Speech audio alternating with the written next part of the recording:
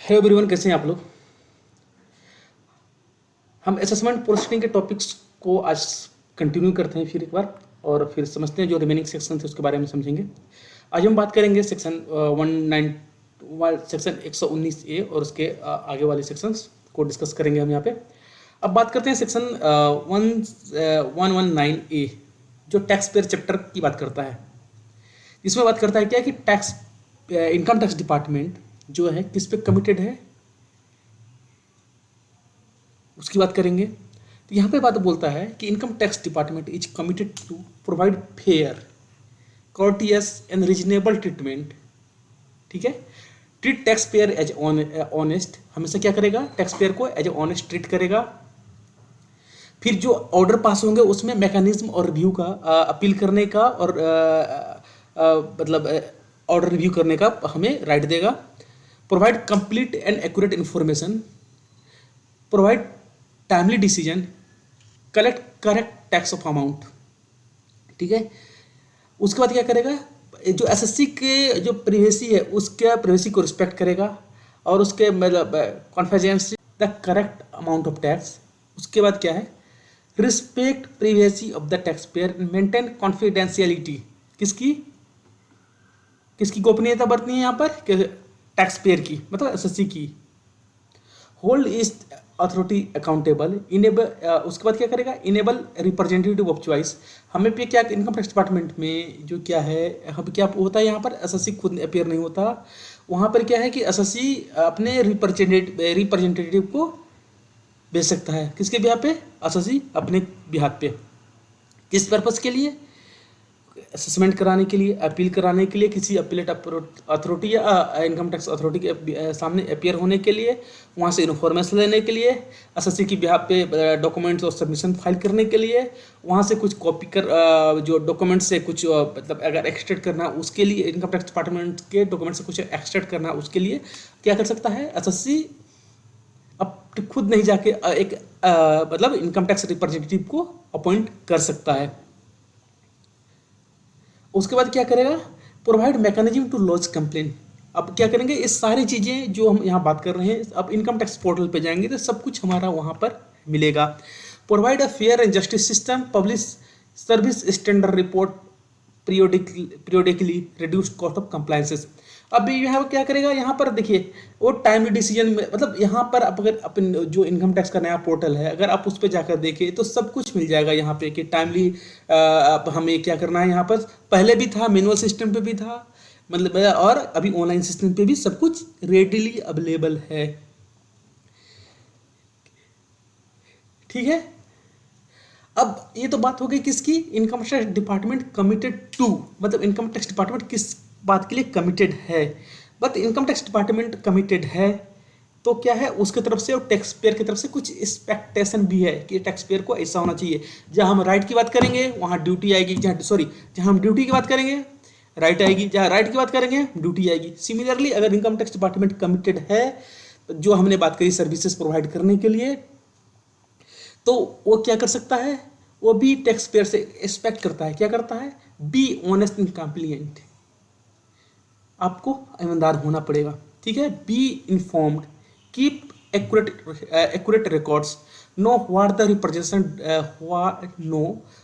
Representation done on his behalf. मतलब representative जो है कौन, या सीए होगा या तो लॉयर होगा, वो क्या रिप्रेजेंटेशन कर रहा है अपने क्लाइंट के बिहाफ पे, उसको भी जानना उसकी ड्यूटी है, किसकी, टैक्स पेयर की।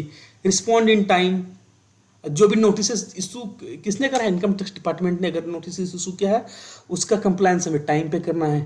पे ड्यू अमाउंट इन टाइम, जो भी अमाउंट ड्यू है इनकम टैक्स डिपार्टमेंट को, क्योंकि देश यहीं से चलता है। ठीक है, जो टैक्स कलेक्शन होते हैं या जीएसटी से या इनकम टैक्स डिपार्टमेंट से, तो हमारा एक कर्तव्य बनता है कि अपने ड्यू टैक्स ड्यूज को टाइमली डिपॉजिट करें। ये तो बात होगी सेक्शन 119 ए की, टैक्स पेयर चैप्टर की बात करते हैं यहाँ पर। अब दूसरा आता है section 120, jurisdiction of income tax authority. Income tax authority का जुरिडिक्शन क्या होगा।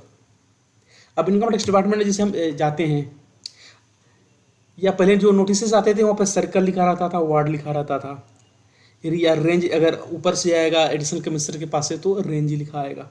आता था नोटिस में कि किस अथॉरिटी ने इसको क्या करा है, नोटिस इशू करे हैं।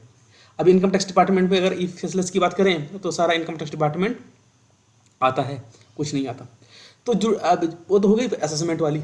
जो और बाकी जो काम है टैक्स कलेक्शन का है, बाकी कंप्लायंस वाले जो काम है वो क्या करते हैं, जुडिक्शन एओ करता है, जुडिक्शन अथॉरिटी करती है इनकम टैक्स डिपार्टमेंट की।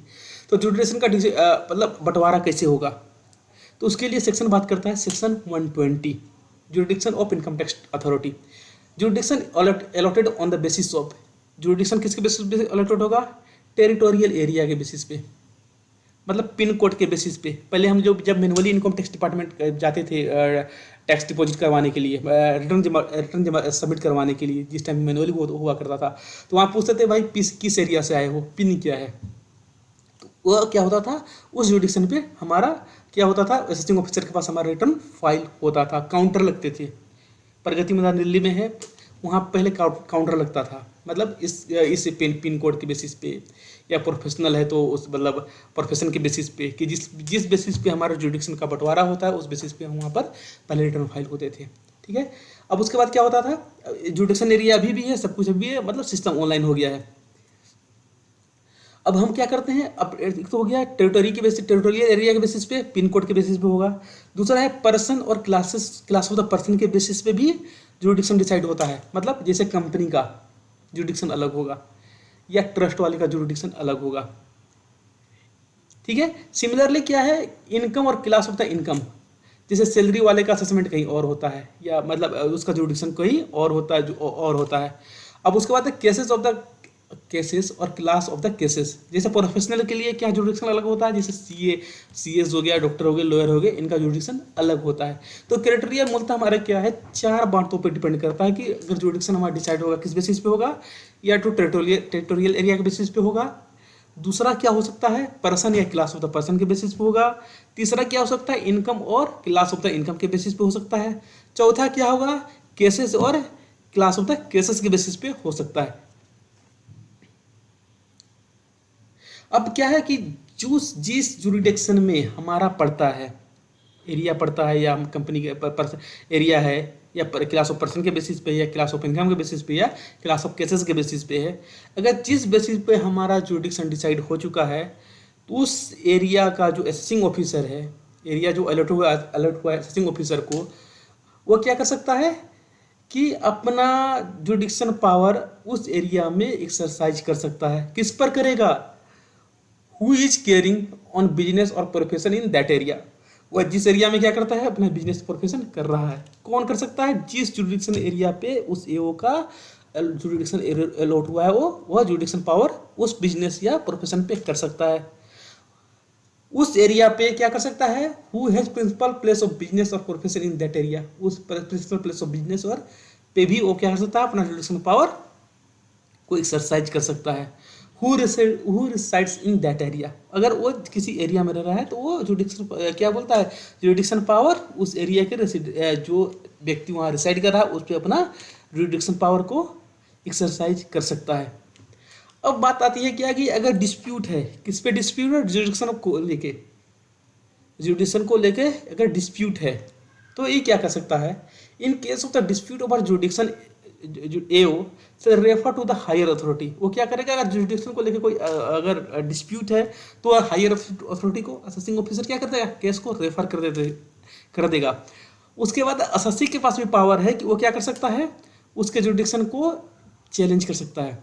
कब, अगर रिटर्न हमने फाइल करा है अंडर सेक्शन 139 सबसेक्शन 1 में कि विद इन ड्यू डेट, तो 1 month from the end of the receipt of the notice under section 142 subsection 1 और या अंडर सेक्शन 143 सबसेक्शन 2 में अगर हमें नोटिस इशू हुआ है, कब, उसके जब हम नोटिस इशू हुआ है उसके 1 महीने के अंदर हम अपना क्या कर सकते हैं, उसके जुरिडिक्शन को चैलेंज कर सकते हैं। या before completion of the assessment, या नोटिस इशू हुआ है, नोटिस इशू होने के 1 महीने के अंदर, नोटिस किस सेक्शन में इशू हुआ है, अंडर सेक्शन 142 सबसेक्शन 1 में, या नोटिस का किस सेक्शन में इशू हुआ है, नोटिस अंडर सेक्शन 143 सबसेक्शन 2 में, या उसके 1 महीने के अंदर हमें क्या करना है, उसके जुडिक्शन को चैलेंज करना है, किसके, असेसिंग ऑफिसर के, या असेसमेंट कंप्लीट होने के पहले। इन दोनों में जो पहले हो वो हम क्या करेंगे, अपना चैलेंज कर सकते हैं जुरिडिक्शन ईओ के जुरिडिक्शन को। सिमिलरली क्या है कि अब हमने अगर एसएससी ने रिटर्न ऑफ इनकम फाइल नहीं करा, उस केस में क्या होगा, with in the time limit allowed notice under section 142 subsection 1 और 148 to furnish return of income. अगर हमने रिटर्न ऑफ एसएससी ने क्या करा, अगर रिटर्न ऑफ इनकम फाइल नहीं करा तो उस केस में क्या करेगा कि अगर एक महीने मतलब कब से नोटिस किस सेक्शन में इशू हुआ है, अंडर सेक्शन 142 सब सेक्शन 1 में, या नोटिस किस सेक्शन में इशू हुआ है, अंडर सेक्शन 148 में, तो रिटर्न फाइल करने का पहला उसमें टाइम लिमिट दिया होगा, इसमें टाइम लिमिट दिया होगा, time limit to file return of income. तो रिटर्न फाइल करने के पहले क्या कर सकता है, जुडिक्शन को चैलेंज कर सकता है। या दूसरा क्या हो सकता है situation, with in the time limit allowed in the show cause notice under section 144 to show cause. 144 में शो काउज कर सकता है कि क्यों ना एक्स पार्टी ऑर्डर पास कर दिया जाए। इन दोनों में जो पहले हो उसमें क्या कर सकता है हम, या एसएससी असेसिंग ऑफिसर के जुडिक्शन को चैलेंज कर सकते हैं। अब बात क्या आती है कि कितना बार हमारा जो होता है कि जो हमने नोटिस हम देखते हैं कि कितने बार जुडिक्शन चेंज हो जाती है। जुडिक्शन असेसिंग ऑफिसर का मान लो कभी सर्कल हमारा 17(1) में होता था, अब उसके बाद क्या ट्रांसफ़र करके दूसरे जुडिक्शन में चला गया केस, तो उसको पावर किसको दिया गया है, ये chief commissioner of income tax या कमिश्नर ऑफ इनकम टैक्स को ये पावर दिया गया है कि chief commissioner of income tax और कमिश्नर ऑफ इनकम टैक्स क्या कर सकते हैं, अपने केसेस को एक असेसिंग ऑफिसर से दूसरे असेसिंग ऑफिसर को जो उनके सब ऑर्डिनेट है, सब ऑर्डिनेट यहाँ पर बैठ गया अपना CCIT हो गए या CIT हो गए, इनके अंदर जितने भी EOs हैं, जो सब ऑर्डिनेट जो असेसिंग ऑफिसर है, इनके अंडर वो क्या कर सकता है, केस को ट्रांसफ़र कर सकता है। मतलब ए से ABCD, ये जुडिक्शन हो गया, जुडिक्शन ABCD हो गया, ये वार्ड या सर्कल में होता है, ठीक है, या सर्कल मान लें, सर्कल थोड़ा सा मैं चेंज कर देता हूँ उसको, थोड़ा प्रैक्टिकल व्यू में चलते हैं हम यहाँ पर। मान लो सर्कल यहाँ पे सर्कल 1 हो गया, सर्कल 2 हो गया, सर्कल 3 हो गया, सर्कल 4 हो गया। सिमिलरली हम या तो या वार्ड ले लें, वार्ड 1, वार्ड 2, वार्ड 3 या वार्ड 4। इसमें क्या कर सकता है असेसिंग ऑफिसर अपना क्या कर सकता है कि जो सबऑर्डिनेट अथॉरिटी हैं उनको क्या कर सकता है, एक जुडिक्शन से दूसरे जुडिक्शन में ट्रांसफर कर सकता है। मतलब सर्कल 1 से 4 में ट्रांसफर कर सकता है, सिमिलरली सर्कल 4 से 2 में ट्रांसफर करता है, इसी तरह वार्ड 1 से 2, 2 से 3, 3, 4 अपने सबऑर्डिनेट में ट्रांसफर कर सकता है। ये पावर किसको दिया गया है, chief commissioner of income tax या कमिश्नर ऑफ इनकम टैक्स को ये पावर दी गई है। उसमें क्या किया है कि इसमें CIT और CIT can transfer the case from one AO to another AO means assessing officer subordinate to him after giving a reasonable opportunity being heard to the concerned SSC। यहाँ पर कंसर्न SSC को opportunity दिया जाएगा कि भाई क्यों तुम्हारा case क्यों ट्रांसफर मतलब कर दिया जाता है।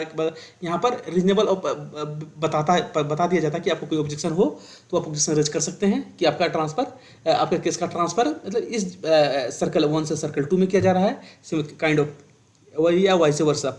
सिमिलरली क्या अब यहाँ पर एक बात हो गई, अपॉर्चुनिटी वाली की बात हो गई, बगैर यहाँ पर एक क्लोज और डाल दिया इन्होंने इनकम टैक्स डिपार्टमेंट ने। क्या डाल दिया यहाँ पर कि अगर सेम सिटी में अगर एसएससी का केस कहाँ ट्रांसफर होता है एक जुडिक्शन से दूसरे जुडिक्शन में, अगर सेम सिटी में with in the same city town locality dispute regarding ठीक है, तो वहाँ पर ये यहाँ पर अपॉर्चुनिटी रीजनेबल अपॉर्चुनिटी नहीं दी जाएगी। मतलब सेम सिटी टाउन या लोकेलिटी में ट्रांसफर हो रहा है केस एक जुडिक्शन से दूसरे जुडिक्शन में, तो कोई अपॉर्चुनिटी नहीं दिया जाएगा एसएससी को। ठीक है, dispute regarding जुडिक्शन can be resolve by the concern CCIT mutual understanding. अगर डिस्प्यूट में कोई अगर दिक्कत है तो म्यूचुअल अंडरस्टैंडिंग से CCIT और CIT क्या कर सकते हैं, इसको रिजोल्व करेंगे। अब आता है change of income tax authority. अब सपोज क्या हुआ, हमारा केस पहले जो चल रहा था CIT हमारा केस चल रहा था सपोज सर्कल 1 में, सर्कल 17 में। अब इसको सर्कल 17(1) कर दें। अब यहाँ पे ये ट्रांसफ़र कहाँ हो गया, सर्कल 13(2) में, ठीक है, ये ट्रांसफ़र हो गया केस। तो इस केस में क्या होगा, इनकम टैक्स अथॉरिटी क्या करेगी, अब यहाँ पर क्या हुआ था, जो सर्कल 17(1) में जो ऑफिसर होगा उसने क्या करा होगा,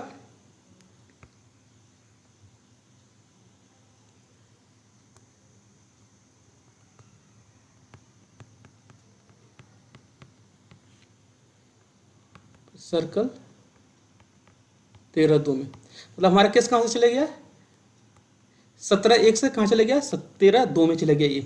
तो यहाँ पर क्या होगा, पहले कोई और ऑर्डर कर रहा था, यहाँ पे फाइल क्या हो जाएगा, फाइल ट्रांसफर हो जाएगा, यहाँ पर फाइल ट्रांसफर हो जाएगा दूसरे जुडिक्शन में।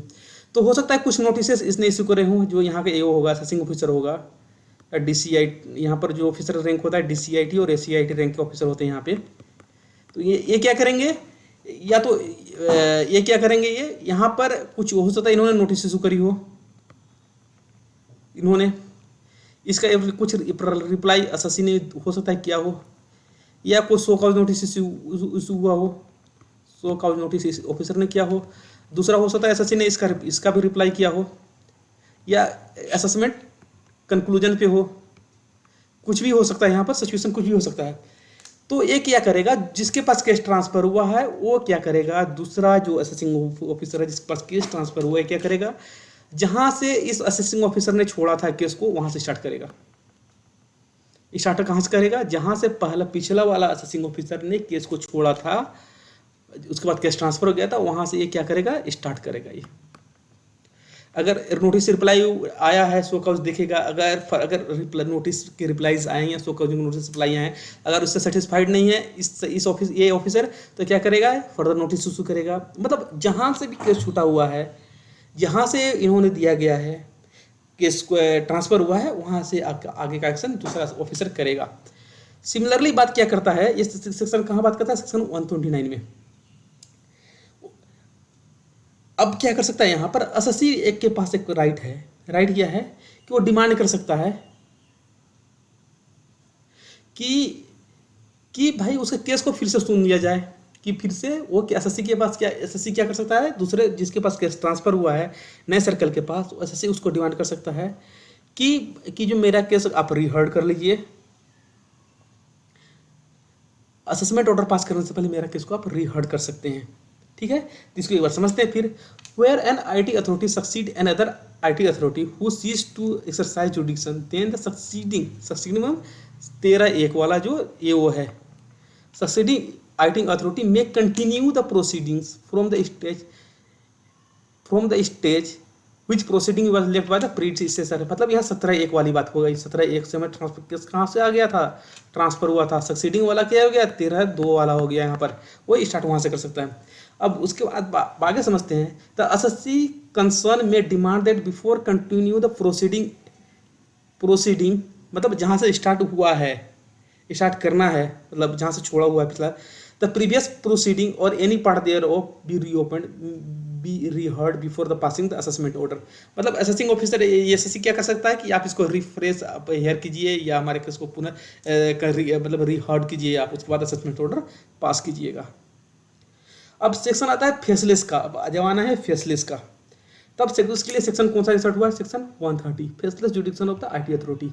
As per the scheme the exercise of all or any or power and performance of all or any function assigned to income tax authority under section 120 or vesting the jurisdiction within the AO referred to section under section 124 shall be faceless manner। यहाँ सब faceless manner पे होगा through automated allocation in accordance with the section 144B with reference to the make faceless assessment of total income। मतलब यहाँ पर जो भी authority मतलब जो भी जो फेसलेस की बात हो रहा है, असेसमेंट सारा क्या होगा, जो फेसलेस मैनर पे होगा। अब उसके बाद सेक्शन आता है section 131 power of income tax authority. Income tax authority के पास क्या पावर है, इनकम टैक्स अथॉरिटी के पास जो सिविल कोड का पावर है अंडर कोड ऑफ सिविल 08 मतलब 1908 में जो प्रोसीजर दिया गया था code of civil civil procedure उस पर क्या करेगा, वो पावर किसको दिया गया है, असेसिंग ऑफिसर को दिया गया है। तो असेसिंग ऑफिसर क्या कर सकता है, डिस्कवरी एंड इंस्पेक्शन कर सकता है, इन्फोर्सिंग द मतलब असेसी को इन्फोर्स कर सकता है किसके, कि इनकम टैक्स अथॉरिटी के सामने अपियर होने के लिए, एग्जाम उसके एग्जामिनिंग मतलब उसके जो अगर ओथ उसने कोई अगर ओथ दे रखा है उसके एग्जामिनेशन के लिए। Compelling the production of books of accounts और डॉक्यूमेंट, अब क्या कर सकता है, एसएससी कंपेयर कर सकता है कि आप बुक्स ऑफ अकाउंट और डॉक्यूमेंट्स को हमारे सामने प्रोड्यूस कीजिए, वो एसएससी को समझ कर सकता है। वो एसएससी कितने दिन तक, मैक्सिमम 15 वर्किंग डेज तक अपने बुक्स ऑफ अकाउंट को इम्पाउंड करके रख सकता है। बट यहाँ पर क्या है कि यहाँ पर कहीं भी रेस्ट का पावर नहीं है। वो क्या कर सकता है, डिस्कवरी इंस्पेक्ट कर सकता है, इन्फोर्स असेसिंग ऑफिसर को इन्फोर्स एसएससी को इन्फोर्स कर सकता है कि आप अटेंड कीजिए, कंपेल कर सकता है बुक्स ऑफ अकाउंट प्रोडक्शन के लिए, समन इशू कर सकता है, बुक्स ऑफ अकाउंट को इम्पाउंड कर सकता है। यही 5 पावर दिए गए हैं। आई होप ये वीडियो आप लोगों को पसंद आया होगा। वीडियो पसंद आए चैनल को सब्सक्राइब करें, वीडियो को लाइक करें, और जो असेसमेंट प्रोसीडिंग से बाकी जो सेक्शंस हैं वो नेक्स्ट क्लास में हम डिस्कस करेंगे। Thank you watching the video.